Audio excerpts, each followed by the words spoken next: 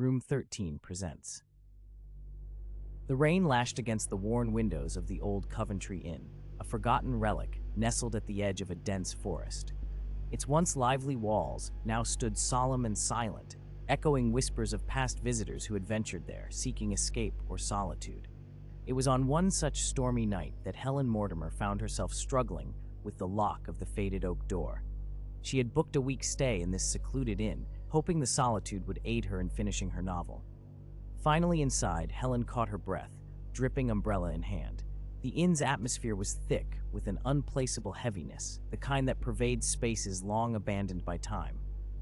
Droplets from her wet clothes painted dark spots on the carpet as she approached the check-in desk.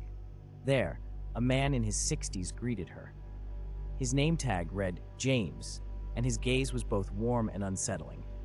"You must be Miss Mortimer," James said, sliding the register book across the counter. "Your room is ready. Room 13, up the stairs and to the left." Helen shuddered instinctively, the superstitious number striking an odd chord within her. "Is there any chance of changing to another room?" she asked, attempting to mask her disquiet. James's smile didn't falter, yet a shadow seemed to pass over his eyes. "I'm afraid the inn is quite full tonight," he replied, handing her the key. "But 13 is our coziest.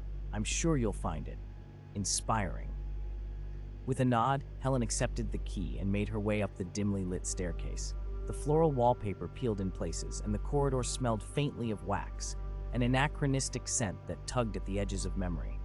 Room 13 stood at the very end, its door slightly ajar, as though in anticipation of her arrival.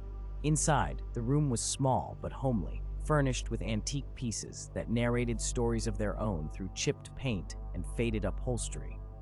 Exhaustion dictated her actions as she pulled her suitcase in and closed the door. A peculiar sense of expectation tingled in the air, quickly dismissed as fatigue playing tricks.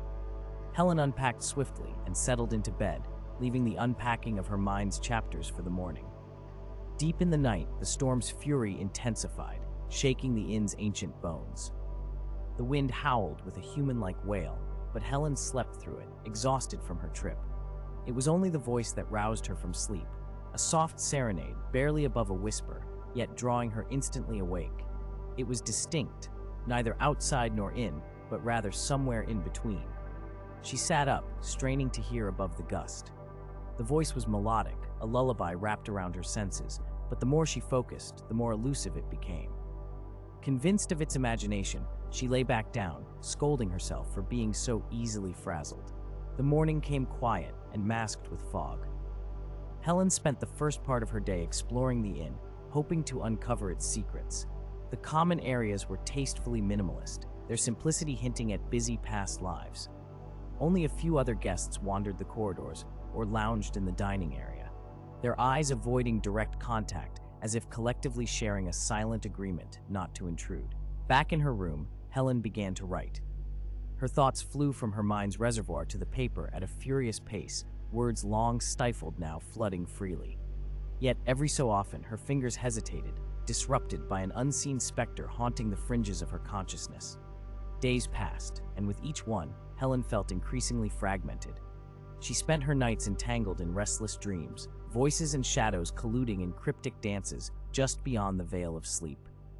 It wasn't only oral. Her room had also developed peculiar characteristics, a faint rocking motion like a ship at sea, items slightly moved from where she remembered placing them. It was an imperceptible shift toward madness, and Helen feared its grip tightening. The palpable dread followed her beyond Room 13's confines. She sought James out during breakfast, hoping for some rational explanation. "Do you hear the music at night?" she asked hesitantly while he poured her coffee. His hands stilled momentarily. "Music? That's unusual," James said evenly, but his eyes betrayed an understanding that unnerved her. "Old inns have a way of speaking, Miss Mortimer. It's best to listen quietly." That afternoon, feeling fraught, Helen decided to walk through the nearby woods, seeking the grounding solace of nature.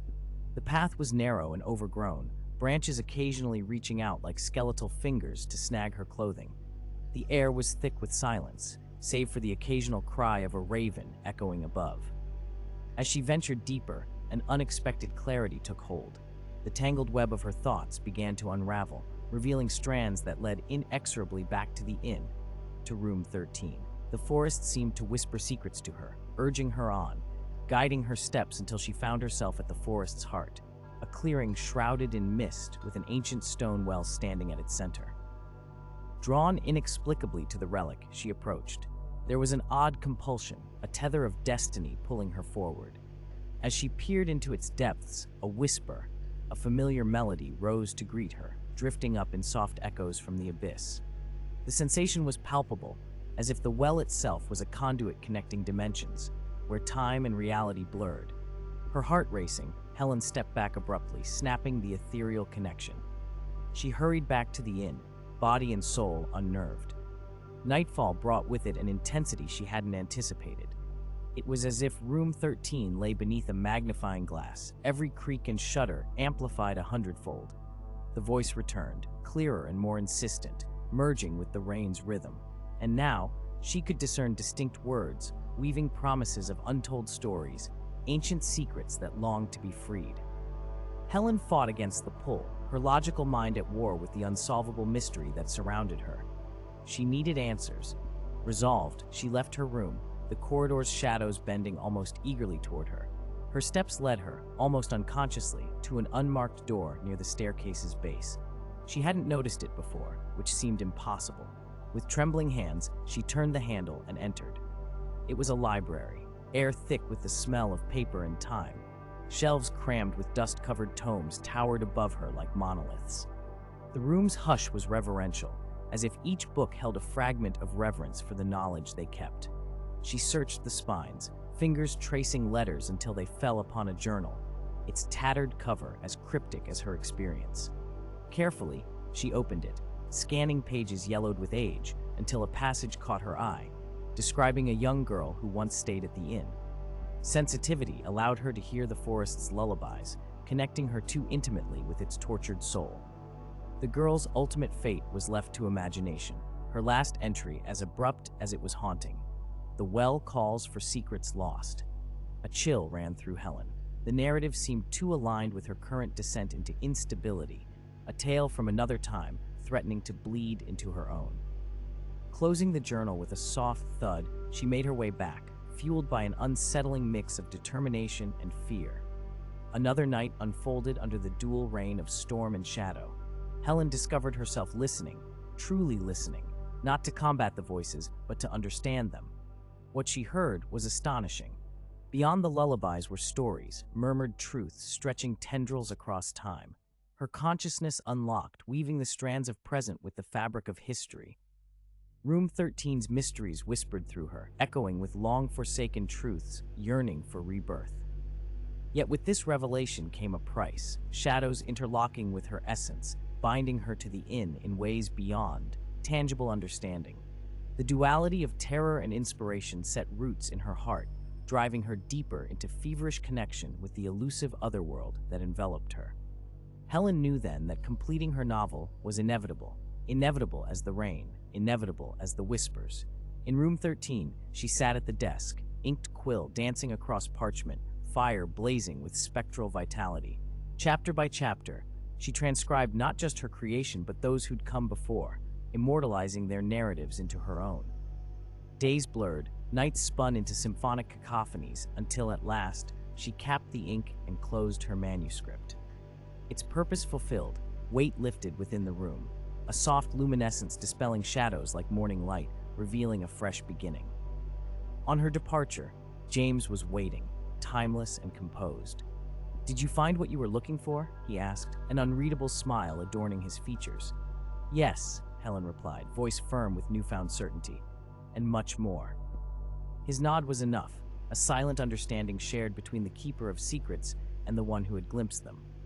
As she turned to leave, a haunting melody followed, wind-voiced and gentle, a farewell and summoning all at once. Beyond what lay in the corporeal world, she knew that hers was a journey not ending, but eternally evolving, thread upon thread of narrative waiting to be discovered, cleaved to her soul across time's expanse. Room 13 lingered behind with its deceiving tranquility, forever enshrouded by mysteries that offered themselves only to the most willing of ears. Helen walked away with a heart full of stories and a mind unshackled by limitations, leaving the Coventry Inn as steadfast, enigmatic, and endlessly whispering as ever. Hanging.